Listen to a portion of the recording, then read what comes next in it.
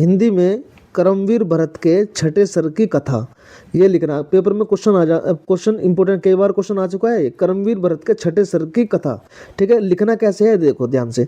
छठे सर्ग में भरत के त्याग, तप और कर्तव्यनिष्ठ जीवन का मार्मिक वर्णन किया गया है। जब भगवान राम वनवास चले जाते हैं और भरत उनकी खड़ाओं को अयोध्या के सिंहासन पर स्थापित कर लेते हैं, तब वे स्वयं राजा की तरह सुख सुविधाओं का जीवन नहीं जीते। वे अपने आप को केवल राम का प्रतिनिधि और सेवक मानते हैं, ठीक है। तो ये केवल आप सुनने रटना नहीं है आपको, तो सुन के जो है आपको पता लग जाएगा कि हाँ इसमें ये बात है और हमें जो है ऐसे लिखना है। बस एक बार जो वहाँ लिखने के लिए एक बार सुनना पड़ेगा, बस आपको सुन लीजिए बस एक बार। पहला पैराग्राफ हो गया, पहले को मैं दोबारा समझा देता हूँ। छठे सर्ग में जो है भरत के त्याग, ताप और कर्तव्यनिष्ठ जीवन का मार्मिक वर्णन किया गया है। जब भगवान राम वनवास चले जाते हैं और भरत उनकी खड़ाओं को अयोध्या के सिंहासन पर स्थापित कर लेते हैं, तो वे स्वयं राजा की तरह सुख सुविधाओं का जीवन नहीं जीते। वे अपने आप को केवल राम का प्रतिनिधि और सेवक मानते हैं। दूसरा, भरत अयोध्या के राजमहल में भरत अयोध्या के राजमहल में देखिए, भरत अयोध्या के राजमहल में रहने के बजाय नंदी ग्राम में कुटिया बनाकर रहने लगते हैं और वे राजश्री वस्त्र और आभूषण त्याग देते हैं और साधु संतों की तरह जीवन जीते हैं, अपनाते हैं। इतना वो अपने भाई से लगाव करते हैं। उन्हें बहुत दुख होता है क्योंकि जब वे वनवास चले जाते हैं, उनका मन हमेशा राम के विरह में व्याकुल रहता है, बेचैन रहता है। वे दिन रात राम के लौटने की प्रतीक्षा करते रहते हैं, ठीक है। मतलब सत्ता सुख नहीं भोगा, उन्हें जो है सिंहासन मिल रहा था, लेकिन भरत ने सिंहासन लेने के लिए मना कर दिया। ये कहा कि मेरे बड़े भाई का अधिकार है इस पर और जो है मैं इस तरीके से नहीं बैठूंगा। वो बहुत ही बेचैन थे और जो है कुटिया में जाकर रहने लगे। ओके, छठे सर्ग में बताया गया है सब। छठे सर्ग में ये बात भी बताई गई है कि भरत राज्य का संचालन पूरी ईमानदारी और न्याय के साथ करते हैं। वे हर निर्णय इस भावना से लेते हैं कि राम के स्थान पर उनकी सेवा कर रहे हैं। उन्होंने अपने जीवन को एक व्रत की तरह बना लिया था, न सुख की इच्छा और न वैभव की लालसा, केवल कर्तव्य और भाई के प्रति उनका प्रेम था। यानी कि ना तो उन्हें सुख की कोई इच्छा थी और ना ही उन्हें कोई वैभव की लालसा। वैभव मतलब वे धन संपत्ति की उन्हें कोई आवश्यकता नहीं थी, उन्हें कोई लालच ही नहीं था। इस बात छठे सर्ग में ये भी बताया, उनका तप, त्याग और संयम और उनके एक सच्चा कर्मवीर बनाता है उनको। वे 14 वर्षों तक कठिन जीवन जीते रहे, राम के आगमन की प्रतीक्षा करते रहे और उन्हें अपने वचन तथा धर्म का पालन करते रहे, ठीक है। इसके बाद पांचवा, ये भी छठे सर्ग में ही आता है, ठीक। अभी अंतिम सर्ग कभी कराना है। इस प्रकार छठे सर्ग में भरत के त्याग में जीवन, राम के प्रति उनका अटूट प्रेम और उनके आदर्श कर्तव्य पालन का भावपूर्ण चित्रण किया गया। मतलब छठे सर्ग में किया गया जो भरत के ने किस प्रकार से अपने जीवन का त्याग किया, राम के प्रति कितना अटूट प्रेम था उनका और उनके आदर्श कर्तव्य पालन का भावपूर्ण, मतलब उन्होंने किस प्रकार से आदर्श तरीके से अपना जीवन बिताया। ये सब बातें छठे सर्ग में बताई गई है। ओके, ये है, ये 5 पॉइंट है। एक बार ये आपको सुन लिए तो ये आपको याद हो गया, बस ये समझ लो, ठीक है। अब आता है कर्मवीर भरत के अंतिम सर्ग की कथा वस्तु। अंतिम सर्ग, ये अंतिम सर्ग भी काफी आता है। तो अंतिम सर्ग में क्या होता है भैया? अंतिम सर्ग में सुन लो एक बार इसे, बस सुन लो बस एक बार। अंतिम सर्ग में भरत के त्याग, धैर्य और राम के प्रति उनके अटूट प्रेम का वर्णन किया गया है। भरत नंदीग्राम से साधु के समान जीवन बिताते हुए राम की खड़ाओं के नाम पर अयोध्या का शासन चलाते हैं। 14 वर्ष की अवधि पूरे होने पर वे राम के लौटने की प्रतीक्षा में अत्यंत चिंतित और बेचैन हो जाते हैं। वे निश्चय करते हैं कि यदि राम समय पर नहीं लौटे तो वे अपने प्राण त्याग देंगे, ठीक है। वो ये कहते हैं कि अगर श्री रामचंद्र जी समय पर नहीं लौटे तो वे अपने प्राण त्याग देंगे। यह है अंतिम सर्ग की बातें। इसी समय राम, सीता और लक्ष्मण जी वनवास पूर्ण कर अयोध्या लौट आते हैं। राम के आगमन का समाचार सुनकर भरत अत्यंत प्रसन्न हो जाते हैं और वे राम के चरणों में गिरकर उनका स्वागत करते हैं और उनकी खड़ाऊं मतलब जो पैरों में पहने जाने वाली जो चप्पल थी वापस सौंपकर उनसे राज्य संभालने का निवेदन करते हैं। राम भरत के त्याग, कर्तव्यनिष्ठा की प्रशंसा करते हैं। अयोध्या में चारों ओर आनंद और उत्सव का वातावरण छा जाता है, ठीक है। तो यह है अंतिम सर्ग बच्चों, यह है अंतिम सर्ग। और एक शेर भी सुन लो साथ साथ यहाँ पे दोबारा। मेहनत की रोशनी से रास्ता आसान होगा, हिंदी का हर प्रश्न अब तुम्हारे नाम होगा, ठीक है। तो ये है इसके छठा सर्ग है और अंतिम सर्ग है, ठीक है। कर्मवीर भरत से इसके बाद है यहाँ पे एक चीज और देख लो बस, उसके बाद तुम्हारा काम खत्म। कर्मवीर भरत नायक का चरित्र चित्रण देख लो, ठीक है। चरित्र चित्रण ये और देखो, फिर तुम्हारा देखिए कर्मवीर भरत यानी कि नायक, जो कर्मवीर भरत है उनके जो नायक है उसका चरित्र चित्रण पूछेगा तुमसे, तुम क्या करना, भरत का चरित्र चित्रण लिखना है। ठीक है, भरत रामायण के प्रमुख पात्रों में से एक हैं। वे अयोध्या के राजा दशरथ और रानी कैकेयी के पुत्र और भगवान राम के छोटे भाई थे। भरत का चरित्र त्याग, प्रेम, कर्तव्यनिष्ठा और आदर्श भाईचारे का प्रतीक है। ठीक है, इसके बाद दूसरे पॉइंट में आपको क्या लिखना है, भरत के बारे में लिखना है। देखो भरत के बारे में नीचे भी बहुत सारी बातें होंगी, वो उनमें से भी कुछ याद रहेगा तुम्हें, कुछ इसमें से कर लेना। भरत का सबसे बड़ा गुण उनका भाई राम के प्रति अटूट प्रेम और सम्मान है। जब उन्हें पता चला कि उनकी माता कैकेयी के कारण राम को वनवास जाना पड़ा और उन्हें राज्य मिलने वाला है तो वे अत्यंत दुखी हुए। उन्होंने इस अन्याय को स्वीकार नहीं किया और अपनी माता को भी इसके लिए दोषी ठहरा दिया। ठीक है, उनका कोई लालच नहीं था कि सिंहासन मुझे ही चाहिए, उनका था भाई के प्रति प्रेम, उनके प्रति सम्मान। इसलिए तो कहते हैं बड़े भाइयों को सम्मान दो, माता पिता को सम्मान दो। भरत का चरित्र त्याग और कर्तव्यनिष्ठा का आदर्श उदाहरण है। उन्होंने अयोध्या का राज सिंहासन स्वीकार नहीं किया बल्कि वन में जाकर राम के पास लौटने की विनती की। जब राम ने पिता की आज्ञा का पालन करने की बात कही तब भरत उनकी खड़ाऊं यानी कि चरण पादुका को अयोध्या लाकर सिंहासन पर रख दिए। सिंहासन पर उनकी जो चरण पादुका है वो रख दी और स्वयं एक सेवक की तरह राज्य का संचालन करने लगे, मतलब राज्य को चलाने लगे। राज तो चलाया भरत ने लेकिन सिंहासन पर नहीं बैठे, सिंहासन पर क्या रखा, उनकी खड़ाऊं।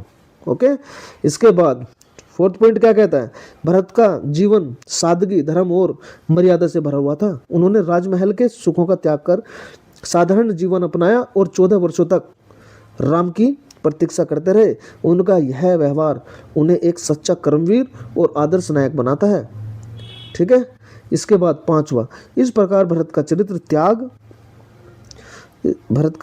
त्याग, आदर्श भाईचारा, कर्तव्य पालन और निस्वार्थ सेवा का उत्तम उदाहरण है जो हमें और कर्तव्य के मार्ग पर चलने की प्रेरणा देता है। बस आपको क्या करना है, भरत के बारे में जितने भी पॉइंट हैं वो तुम्हारे दिमाग में आगे होंगे। ठीक है, अब क्या करना है, तुम्हें पॉइंट वाइज है, नंबर 1 लिखते चले जाना, नंबर 2 एक लाइन छोड़ के फिर लिखते चला जाना, नंबर 3 कम से कम 5 पॉइंट भरत के बारे में लिखने हैं इसमें। ठीक है, जैसे ही लिखोगे और लिखना बिल्कुल साफ साफ राइटिंग में।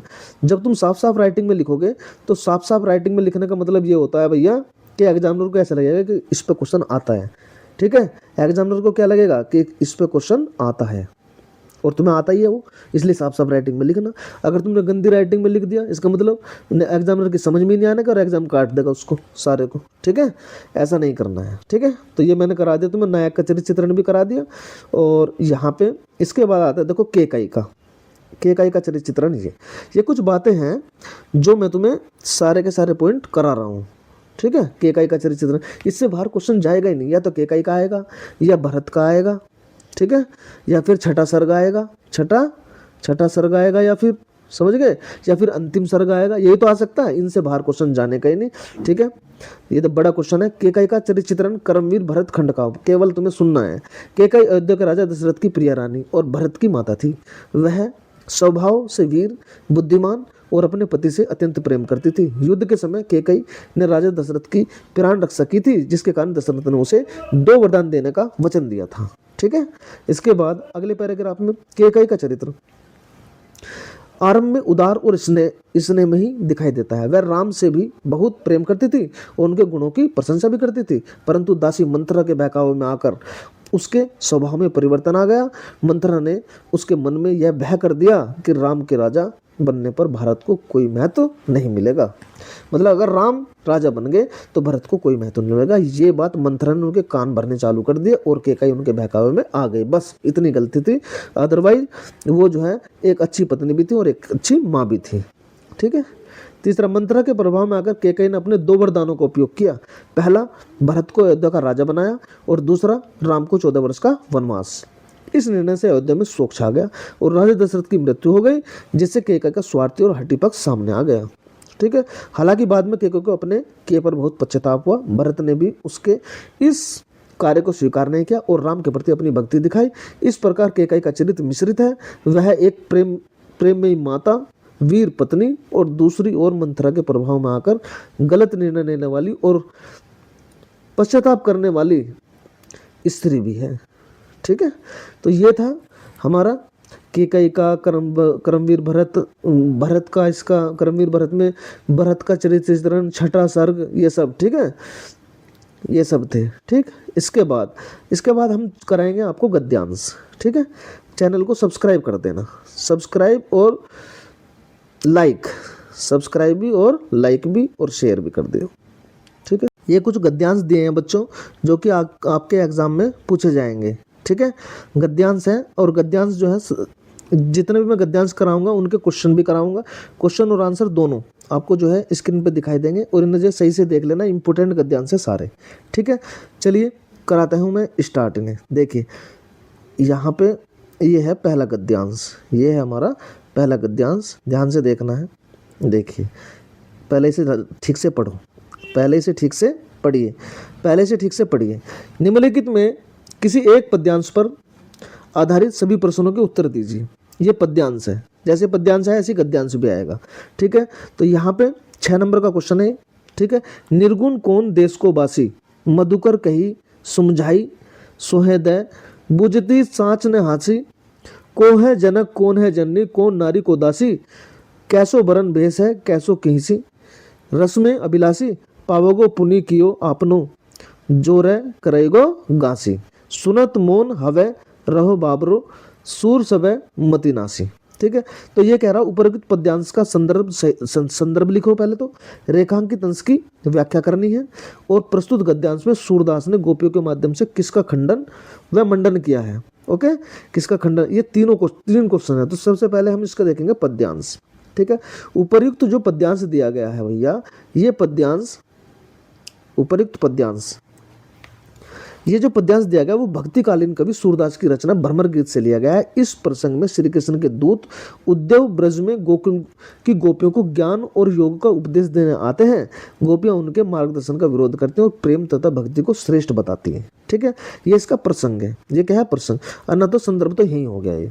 ये है प्रसंग। अगर प्रसंग लिखवाता तो यहाँ ये लिखना है, अगर प्रसंग नहीं लिखवाता तो मत लिखियो, और अगर आता है तो मैं तो लिख देना, नंबर नहीं कटेंगे। ठीक है, रेखांकित अंश क्या कर, रेखांकित भाग है हमारा ये। देखो ये, को है जनक कौन है जननी, कौन नारी को दासी, कैसो वरण बेस है कैसो की रस्में अभिलाषी। इस पंक्ति में गोपियां उद्धव से व्यंग्यपूर्ण पूछती हैं कि जिस निराकार ब्रह्मा का वे वर्णन कर रहे हैं उसके माता पिता कौन है, उसकी पत्नियां दासी कौन है, वह कैसे वस्त्र पहनता है। ठीक है, कैसो वसन भेष है कैसो, मतलब कैसे वस्त्र पहनता है, कैसा दिखता है। ठीक है, और किस प्रकार का रंग रूप है, वह किस रस में रुचि रखता है, कि ही रस में अभिलाषी, अभिलाषी मतलब रुचि रखता है। को है जनक, को है जनक, जिस निराकार ब्रह्मा का वर्णन करें उसके माता पिता कौन है, उसके जनक कौन है, पिता कौन है, माता कौन है। ठीक है, कौन है, कौन उनकी पत्नी है और कौन उनकी दासी है, ये पूछ रहा था। उनका कैसा भेष है, कैसे वस्त्र पहनते हैं वो, और इसका मतलब क्या हुआ, देखो कौन है उनका पिता, कौन है उनकी माता, कौन उनकी पत्नी और कौन है उनकी दासी, कैसा उनका भेष है, कैसे वो वस्त्र पहनते हैं, कहाँ वो कैसे रहते हैं, और उनकी किस रस में इच्छा है, मतलब किस प्रकार का प्रेम चाहते, करुण रस में इच्छा है सो या हास रस में है, ये पूछ रही है। अर्थात गोपियाँ ये कहना चाहती हैं कि ऐसा निर्गुण और निराकार ब्रह्म उनके लिए अर्थहीन है, क्योंकि वे तो साकार श्री कृष्ण से प्रेम में लीन है। ठीक है, वो कह रही है गोपियाँ, किससे, उद्धव से। ठीक है, इसके बाद इसमें क्वेश्चन किया गया है कि प्रस्तुत पद्यांश में सूरदास ने गोपियों के माध्यम से किसका खंडन किया और मंडन किया है। इस पद्यांश में सूरदास ने गोपियों के माध्यम से ज्ञान मार्ग यानी कि योग और निर्गुण ब्रह्मा का खंडन किया है, और सगुण भक्ति और प्रेम मार्ग श्री कृष्ण का मंडन किया है। ओके, तो ये इसका आंसर हो, तो तीनों क्वेश्चन का आंसर हो गए। ठीक है भैया, तो ये था हमारा इंपोर्टेंट गद्यांश, वो पद्यांश, सॉरी ये पद्यांश है, और उसके तीनों क्वेश्चन की अर्थ सहित व्याख्या। इसके बाद हम चलते हैं आगे देखो दूसरा ये भी बहुत इंपॉर्टेंट है, काफ़ी बार आ चुका है पेपर में। ये है गद्यांश हमारा। तो गद्यांश कैसे करना है मैं बता रहा हूँ आपको। दूसरी बात जो इस संबंध में विचारणीय है वह यह है कि संस्कृति और सामूहिक चेतना ही हमारे देश के प्राण है। इसी नीतक चेतना के सूत्र से हमारे नगर और ग्राम, हमारे प्रवेश और संप्रदाय, हमारे विभिन्न वर्ग और जातियां आपस में बंधी हुई है। जहां उनमें सब जगह सब तरह की विभिन्नताएं हैं, वहां उन सब में एक एकता है। तो इस प्रकार से ये हमें पैराग्राफ दिया गया है, उसके 3 क्वेश्चन दिए गए हैं। गद्यांश का संदर्भ बताओ और रेखांकित अंश की व्याख्या करो, और लेखक ने भारतीय संस्कृति की एकता और उसके बल का क्या महत्व बताया है। तो तीनों का आंसर देखो, आंसर देखो इनका नीचे। गद्यांश का संदर्भ में देखो ये लिखना है। इस गद्यांश में भारतीय संस्कृति और सामूहिक चेतना के महत्व का वर्णन किया गया है। उसमें बताया गया कि यही चेतना देश की एकता और शक्ति का आधार है। ओके, अब इसकी व्याख्या देखो। रेखांकित अंश की जो व्याख्या है, रेखांकित अंश की व्याख्या यह है, रेखांकित अंश का अर्थ है भारत की संस्कृति और सामूहिक चेतना ही देश की जीवन शक्ति है। यही लोगों को आपस में जोड़ती है और देश को मजबूत बनाती है। मतलब कहने का ये है, जो इसमें लिखा हुआ है गद्यांश में, उसी को जो है तोड़ मरोड़ कर उसी प्रकार से लिखना है। ठीक है, इसका मतलब ये है सारे का, इतने बड़े का ये है, संस्कृति और सामूहिक चेतना ही हमारे देश का प्राण है और यही हमारे देश की रक्षा करती है। इसी नैतिक चेतना के सूत्र के से हमारे नगर और ग्राम, हमारे प्रदेश, संप्रदाय, हमारे विभिन्न वर्ग और जातियां आपस में बंधे हुए हैं। ठीक है, अगर संस्कृति और सामूहिक चेतना न हो तो ऐसा नहीं होने का। जहाँ उनमें सब तरह की विभिन्नताएं भी हैं, वहाँ उन सब में यह एकता है। मतलब विभिन्नताएं होने के कारण भी एकता है। इसी बात को सही तरह से पहचान लेने से बापू ने जनसाधारण को बुद्धिजीवियों के नेतृत्व में क्रांति करने और तत्पर रहने के लिए इसी नैतिक चेतना का सहारा लिया था। अहिंसा, सेवा और त्याग की बातों से जनसाधारण का हृदय इसलिए आंदोलित हो उठा क्योंकि उन्हीं से तो वह शताब्दियों से प्रभावित और प्रेरित रहा।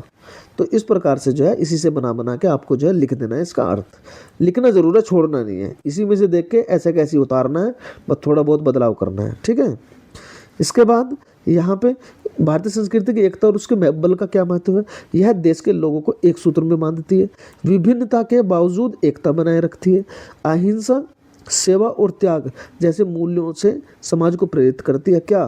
भारतीय संस्कृति की एकता और उसके बल की इंपॉर्टेंस ये है।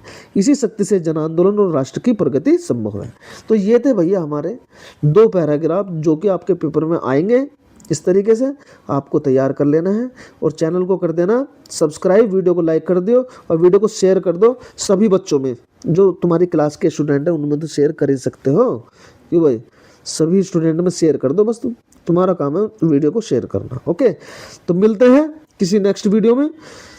हिंदी की ये मैंने सारे आपको जो है हिंदी के सारे देखो, मैंने कहानी भी डाल दी है कैसे लिखनी है आपको, मैंने प्रार्थना पत्र भी बता दिया प्रार्थना पत्र कैसे लिखना है आपको, मैंने लेटर भी बता दिया आपको लेटर कैसे लिखना है। ठीक है, ये भी बता दिया है। उसके बाद मैंने तुम्हें कर्मवीर भरत में जितने क्वेश्चन आ सकते हैं वो सारे करा दिए। उसके बाद 100 MCQ करा दिए, तुम्हें 100 MCQ करा दिए। संस्कृत के 20 क्वेश्चन करा दिए, संस्कृत के 20 क्वेश्चन करा दिए। ठीक है, और क्या बच्चे की जान लोगे क्यों भाई, इतने करा दिया। अगर तुम इतने करके आओगे क्वेश्चन तो निश्चित ही देखो 70 नंबर का पेपर होगा। 70 नंबर से कम तुम्हारे 65 नंबर कहीं नहीं गए।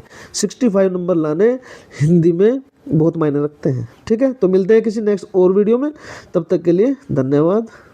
अब देखिए रामधारी सिंह दिनकर जी का जीवन परिचय कक्षा 10 के लिए, और ये पॉइंट्स में लिखूंगा मैं, पॉइंट्स में जीवन परिचय कैसे लिखना है ये आपको मैं सिखाऊंगा कि जीवन परिचय जो है कैसे लिखना है। ठीक है, चलिए जीवन परिचय की तरफ चलते हैं। जीवन परिचय कैसे करना है देखो, सबसे पहले करना क्या है, सबसे पहले लिखना है पॉइंट बना के उसका उनका जन्म, जिनका भी पूछा गया है। तो रामधारी सिंह दिनकर का जन्म 23 सितंबर 1908 को बिहार के बेगूसराय जिले के समरिया गांव में हुआ था। कौन सा गांव था? समरिया।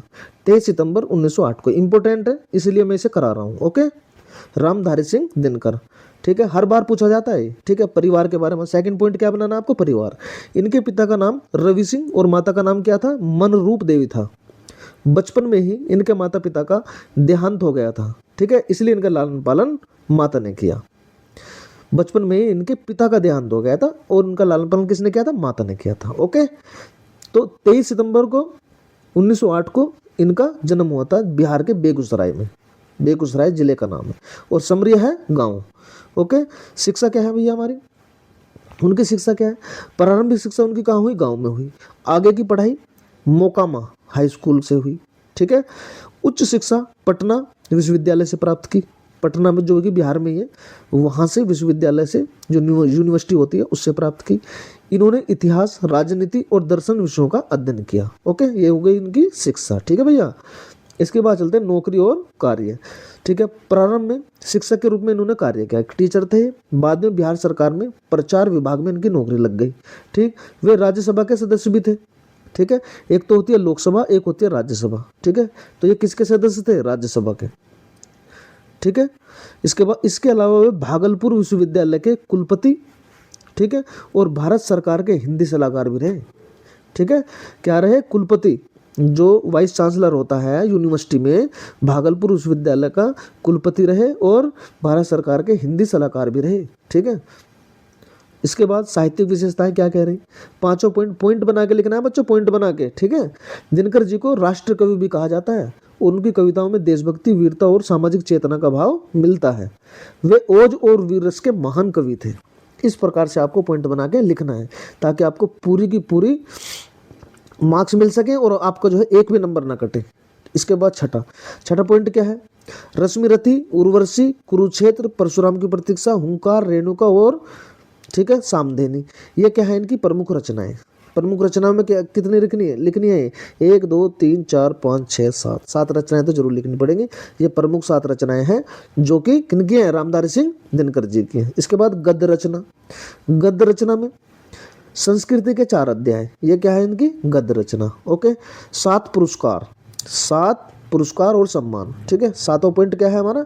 पुरस्कार और सम्मान। उर्वशी के लिए इन्हें ज्ञानपीठ पुरस्कार 1972 में मिला। कौन सा पुरस्कार मिला था? ज्ञानपीठ पुरस्कार, ठीक है। रामधारी सिंह दिनकर जी की बात हो रही है, ठीक है। उन्हें पद्म विभूषण से भी सम्मानित किया गया। और उनकी मृत्यु, 8वें पॉइंट में क्या करना है? मृत्यु बतानी है। रामधारी सिंह दिनकर का जन्म निधन 24 अप्रैल 1974 को हुआ, ठीक है।